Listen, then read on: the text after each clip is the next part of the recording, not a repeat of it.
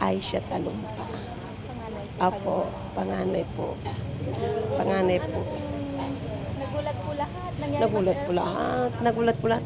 Pumunta lang sila dito para magbakasyon. O kasi mga anak niya dito nag-aaral.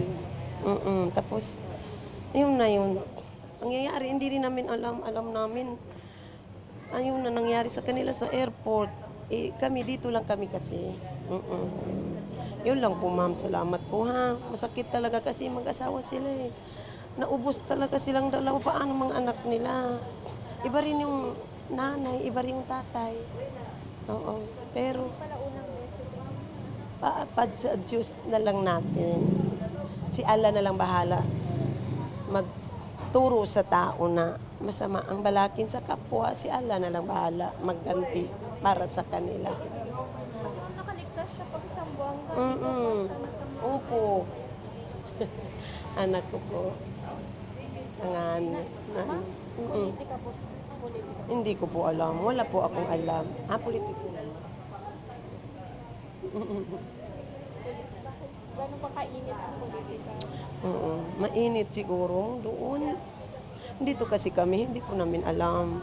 Pero mabait po talaga yan. Sa mabait. Paano po siyang kapatid? Sobrang mabait. Parang hindi ko maano na kapatid na parang hindi yung ba kasi anak ko parang anak din niya. Sobrang bait. Tapos lang din po kasi ng eleksyon, hindi pa Yung mainit man nung nakaraan. Nakwento ba niya sa inyo? hindi naman. Normal. Normal talaga. Nung election, normal. May nakwento ba siya, ma'am, na delikado yung buhay na lagi talagang may nagbabala? Wala. Sa akin talaga wala. Wala po talaga.